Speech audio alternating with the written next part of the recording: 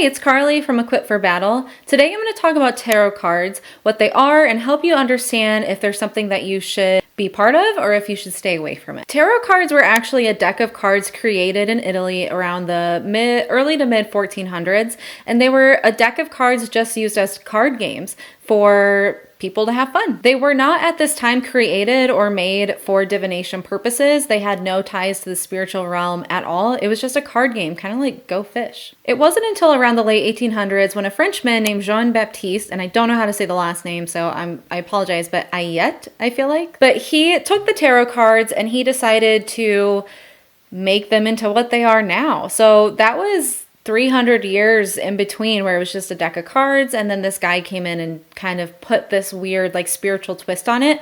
What he did was use astrology and this book that was an Egyptian book that was considered to be written by a certain god at the time, and he combined those to kind of put these meanings to the cards and use them for divination purposes, which means telling the future and fortune telling. And then he republished these cards and put it out there as like a cool party trick so that you can tell the future or you can speak to spirits through the tarot cards. That's just a little history for you to understand why they were even made, and it's just kind of funny that they were made as a game to begin with, but transpired to turn into this whole other thing, which I feel like if you look at just the beginning of the dawn of time, if you read Genesis in general, we took rocks, for goodness sake, and minerals and turned them into something that they're not and made them a spiritualistic thing. It's just interesting to see how a normal card game can be turned into something that's spiritual like this, just because someone decided to do so. The other danger with this is like astrology is like its whole other thing that I'm going to make a video about. But the fact that this book, this Egyptian book, was created by some Egyptian god and he used that to draw resources from just tells you right there that this is not a good thing. Once you start bringing like different gods into the mix, you're already committing idolatry, already committing that with combining that with the tarot cards. I want to say that you're not alone if you've dabbled in something like this. You just aren't. And I feel like this isn't just something that people in the occult do or Satanists do. Well-meaning people will be a part of this, whether it be for fun or whether it just be that you want some kind of help and guidance in your life. Like, I understand that. I feel like a lot of people understand that. But it's just like you're going about it the wrong way, going to these tarot cards. So there's this like reemergence happening right now, like it did in the 70s. And it's happening now. I see it all over the place. Actually, they mentioned tarot cards on the Disney Channel. Like it was just some normal thing to mention tarot cards. You're just going to see more and more of tarot cards kind of being out there. The thing is once you kind of add in the idolatry, but also the divination, that's just a recipe for I'm opening doorways that I don't understand. But you may be asking yourself, like, why on earth would this even be evil? Why would the demons even care about something that was originally created as a card game? And I think that's a really good question, because I questioned this myself, especially when I was the one reading tarot cards for my friends. And the thing is even though it started as a table game, as a card game that people would play with their friends and family, as soon as you add Egyptian gods into the mix, or astrology, or divination, or communing with spirits, as soon as you give it that whole other new meaning, that's exactly what it became. It became a tool for divination, and so forth. You are inviting spirits into your life because you yourself are not doing the divination. Something else is doing the divination. And I want to read something to you real quick, and it's from Acts chapter 16, verse 16, and it says, "Once when we were going to the place of prayer, we were met by a female slave who had a spirit by which she predicted the future." This spirit had the ability to tell the future. Now, in a last video, you may remember I talked about how the demons cannot read minds, and therefore people would think that they can't tell the future. I still don't think they can tell the future to a certain extent, because why else would they even try to manipulate us if they knew the outcome of it every single time? But I do think they've been around for a very long time, and they've played the game, and they can get it right sometimes.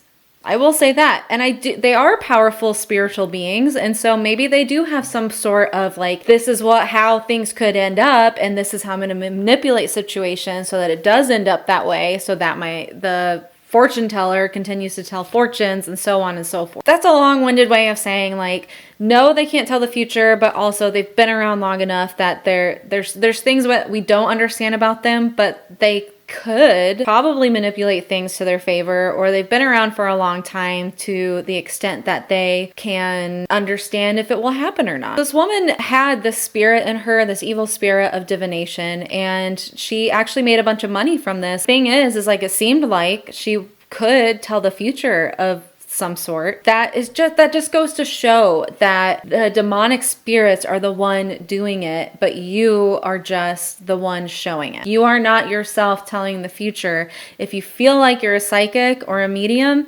you are not doing it yourself. These are evil spirits doing it for you, and it's a way to deceive, and it's a way to get you and other people away from the love of God. God strictly says to stay away from any form of idolatry and any form of fortune telling. And that's exactly what tarot card is meant to do, is fortune tell. In Deuteronomy 18:9-15, it highlights that perfectly. Now I know people are going to say tarot card does not tell the future. It's not a way of fortune telling. It's a way of lining out your options and showing you what could happen, what might not happen. It doesn't matter. Either way you say it, you're still doing a form of divination and you're still communing with evil spirits.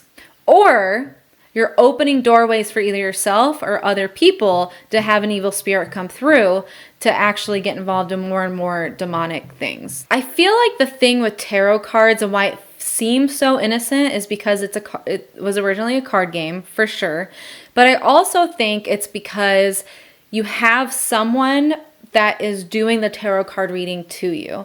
And I feel like people think, well, if I am just a participant of it, I'm not actually doing it, but the tarot card reader is doing it. They're in control. They know what they're doing. And if they're telling me that they're communicating with good spirits, I trust them. And they're going to keep the bad spirits away because they have some type of training in this. And so I'm going to trust them. And I feel like the reason why society in general has a different view on Ouija board than it does with psychics, mediums, and tarot card is because you yourself are taking the Ouija board and sitting down and doing it. And you don't trust yourself to open doorways that you shouldn't open, right? That's exactly the problem. You are sitting down with the Ouija board and you're doing this yourself, but you don't trust yourself enough and you don't know how to fix the problem if a problem arises, so you just don't touch it. I mean, even people who don't believe in this stuff will never touch a Ouija board. But the difference is with tarot cards and mediums and psychics, the other person is doing it. So there's a little bit of separation there where you feel like you're safe, that this person has complete control over the situation. And guess what? That's just not true. We're also human.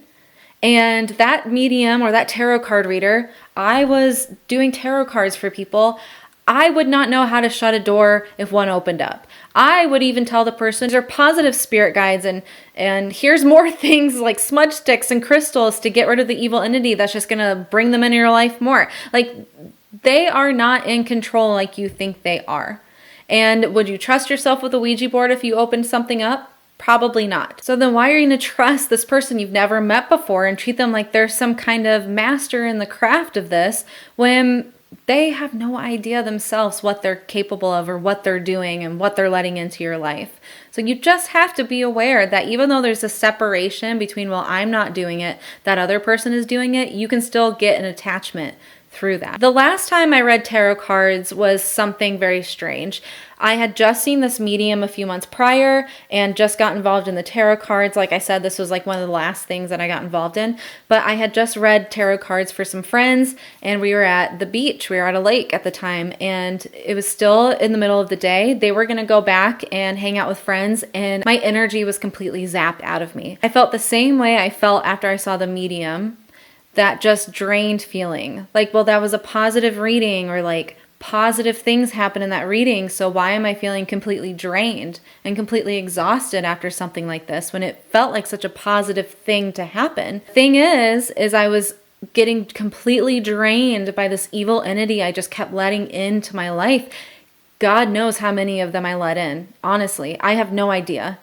But I was completely drained. Like I went to the bed and I just flopped down in the bed, and all my friends and my husband went and had a fun lake day, and I felt literally like I had a pressure on my body where I was just like sinking so heavily into the mattress and couldn't even open my eyes anymore. I remember after my friends had kind of left the house and they were waiting for my husband so they can take the golf cart down to the beach, my husband looked at me and said, "I don't feel right," after that last reading.